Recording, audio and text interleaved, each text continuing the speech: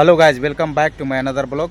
Guys, आज हम सीखेंगे कुछ बेसिक नॉलेज जो हमारे कंस्ट्रक्शन क्षेत्र होता है, जो निर्माण कार्य होता है बिल्डिंग का इत्यादि का, उसके बारे में हमें बेसिक कुछ नॉलेज होना चाहिए। उसके बारे में हम जानने की कोशिश करेंगे, तो बने रहे हमारे वीडियो के अंत तक। तो चलिए स्टार्ट करते हैं। तो गाइज, हम सीखेंगे बेसिक नॉलेज सीखेंगे हम।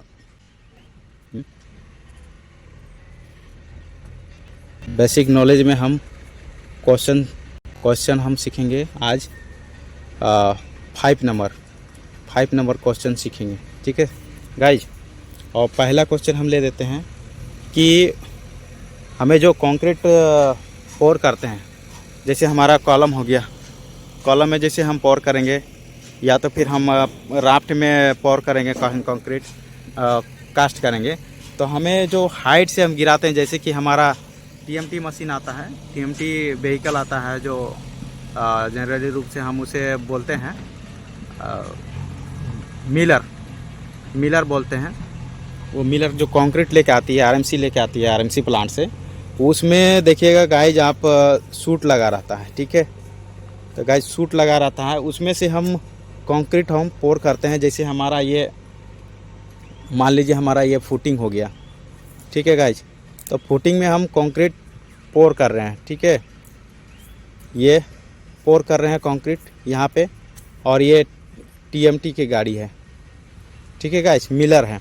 तो हमें ये जो हाइट होता है यहाँ से, ये कितने हाइट तक हमें ऊपर से गिराना चाहिए कंक्रीट, उसके बारे में जानने की कोशिश करते हैं। तो गाइस, ये हमें लगभग 1.5 मीटर हाइट से ज़्यादा नहीं गिराना चाहिए। इट मीन्स 1.5 यानी 1.5 मीटर से ज़्यादा हाइट से हमें कंक्रीट नहीं गिराना चाहिए। अगर हम कंक्रीट गिराते हैं गाइज, अगर हम कंक्रीट गिराते हैं तो इसमें जो यहाँ से गिरेगा, तो कंक्रीट में जो एग्रीगेट रहता है वो आगे की ओर गिर जाएगा, आगे चला जाएगा, और हमारा सैलरी जो होता है वो पीछे गिर जाएगा।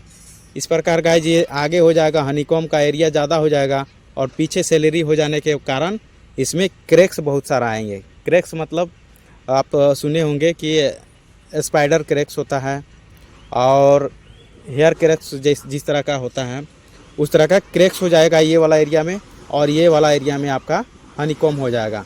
हनीकॉम्ब हो जाने के कारण आपका एयर पासिंग हो जाएगा कंक्रीट के अंदर। एयर पासिंग हो जाने के कारण सरिया में जंग लगना शुरू हो जाएगा, और इस प्रकार बिल्डिंग एक्सपॉइल हो जाने के लिए, ख़राब हो जाने का चांसेस रहता है।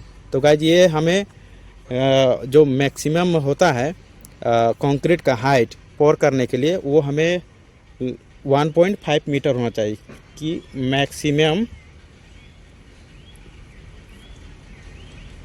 Maximum free fall of concrete 1.5 meter height है ना गाइज। ये हमारा एक हो गया, ठीक है। Maximum free fall of concrete 1.5 meter height.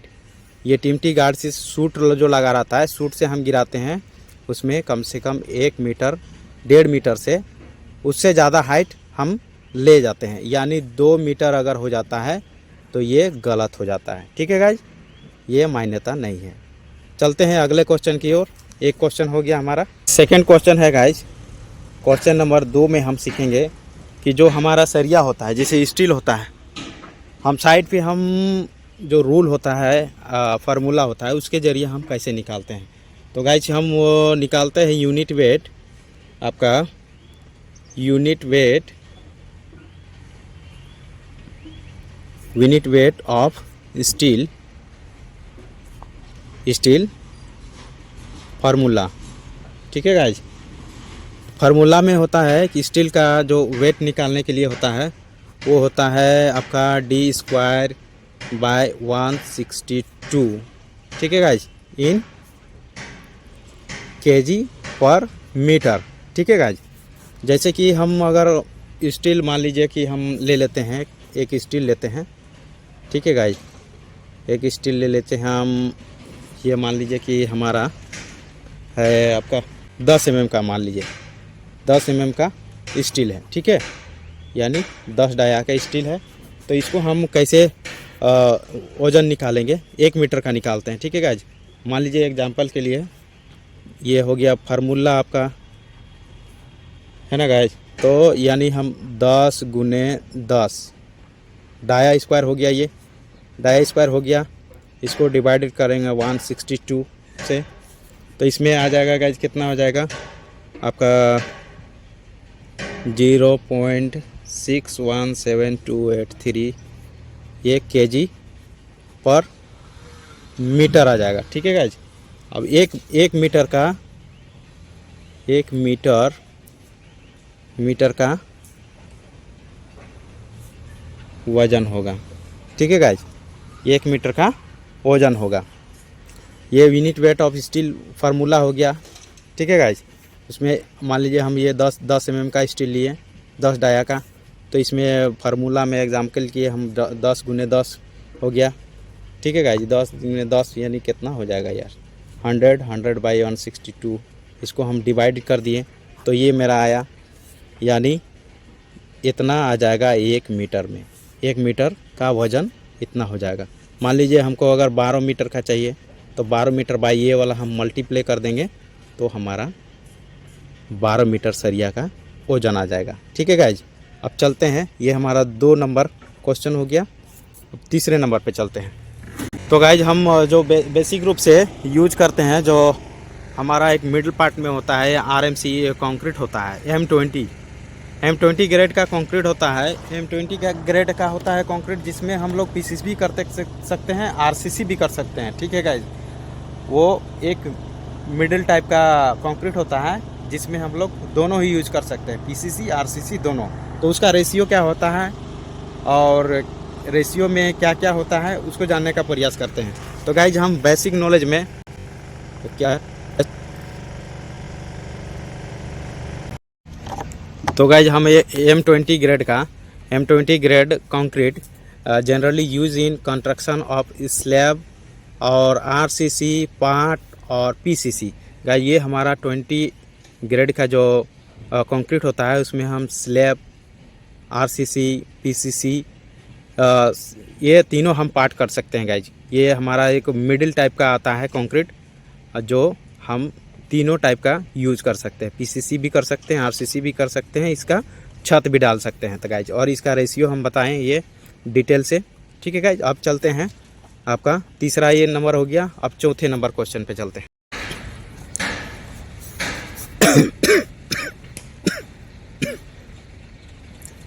तो guys basic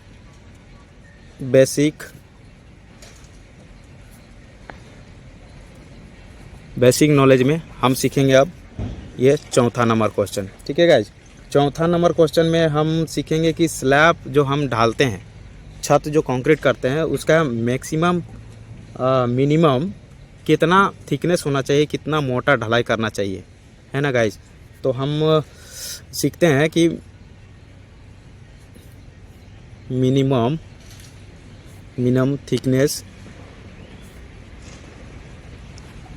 thickness of slab, ठीक है गाइस। ठीक है, स्लैब लगभग हमें 0.125 मीटर हम ढाल सकते हैं, यानी कि हम 5 इंच जो होता है ना गाइस, 5 इंची मोटा हम छत ढाल सकते हैं, उससे कम नहीं ढालना चाहिए, ठीक है गाइज। जैसे कि हम ये स्लैब हो जाएगा हमारा, ठीक है गाइज, ये हो गया स्लैब, हो गया छत, हो गया, ठीक है। ये हम टॉप व्यू कर रहे हैं, टॉप व्यू यानी हम ऊपर से देख रहे हैं गाइज, ठीक है। और इसको हम साइड से हम देखेंगे तो मान लीजिए कि ये हमारा छत का मोटाई हो गया, क्या हो गया, ये साइड व्यू से देख रहे हैं, ठीक है। ये हो गया आपका मोटाई, ठीक है गाइज, मोटाई हो गया। तो ये मोटाई यहाँ से यहाँ जो हमारा मोटाई है, थिकनेस है, यानी ये 5 इंच होना चाहिए, ठीक है गाइज, 5 इंच होना चाहिए। मीटर में हो जाएगा आपका 0.125, ठीक है गाइज, मीटर, ठीक है। और 5 इंच ऐसे, तो ऐसे ही भी mm में अगर लिखेंगे तो 125 mm थिकनेस होना चाहिए। तो हम छत का ढलाई कम से कम मोटा जो होता है वो 5 इंची करें, ठीक है गाइज, 125 mm होना चाहिए, ठीक है गाइज। ये हम 4 नंबर क्वेश्चन हम कंप्लीट कर लिए हैं। अब हमारा 5 नंबर क्वेश्चन देखते हैं कि क्या हमारा 5 नंबर क्वेश्चन में। तो गाइज हम बेसिक नॉलेज में सीखेंगे 5वां नंबर क्वेश्चन।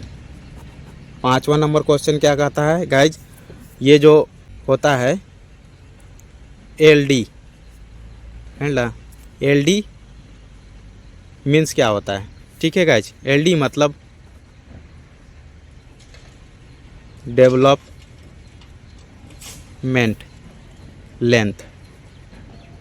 ये डेवलपमेंट लेंथ क्या होता है, ठीक है गाइज। हम एग्जांपल के लिए देखते हैं कि जैसे हमारा ये हो गया बीम, ठीक है गाइज, ये क्या हो गया, बीम हो गया, ठीक है। और इसमें ये हमारा कॉलम हो जाएगा, ये क्या हो गया, कॉलम। इधर भी हम कॉलम प्रोवाइड कर देते हैं, ठीक है। ये भी हमारा हो गया कॉलम, है ना गाइज। अब इसमें हम सरिया बांधते हैं, तो देखिएगा कि जो हम टॉप का सरिया डालते हैं और ये नीचे एल जल जाता है, ये एल, इसका भी एल चल जाता है ये नीचे, तो ये होता है गाइज डेवलपमेंट लेंथ। ये भी होता है डेवलपमेंट लेंथ। और नीचे बॉटम का सरिया डालते हैं, अब ये चल जाता है ऊपर की ओर, ये हो जाता है डेवलपमेंट लेंथ।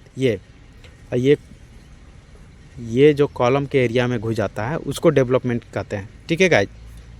तो ये होगा, क्लियर हो गया डेवलपमेंट लेंथ बीम में, इन बीम, ठीक है गाइज। अब हम देखते हैं अगर कॉलम में हो तो क्या होता है। जैसे कि हम ये फुटिंग हो गया, ठीक है गाइज, ये हमारा फुटिंग हो गया, राफ्ट हो गया, समझिए राफ्ट, है ना।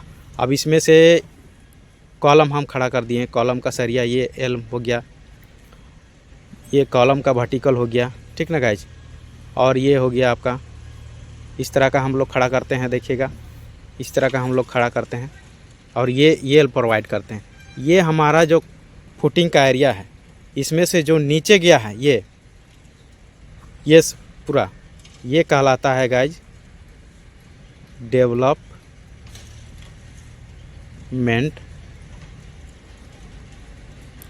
लेंथ, ये कहलाता है। ये पूरा यहाँ से जो अंदर घुस गया गाइज, ये हमारा सारा कहलाता है डेवलपमेंट लेंथ, ठीक है। और ये ऊपर का वर्टिकल रॉड होता है। और इसमें हम देखिए कॉलम में हम प्रोवाइड करते हैं, तो ये अल्टरनेट होना चाहिए, कम से कम 1.5 से 2 मीटर का अप डाउन होना चाहिए, ताकि जंक्शन हमारा जो लैपिंग जोन है एक जगह ना आए, ठीक है गाइज। तो ये हमारा हो गया 5वां नंबर क्वेश्चन। और गाइज अभी के लिए इतना ही, मिलते हैं अगले ब्लॉक में।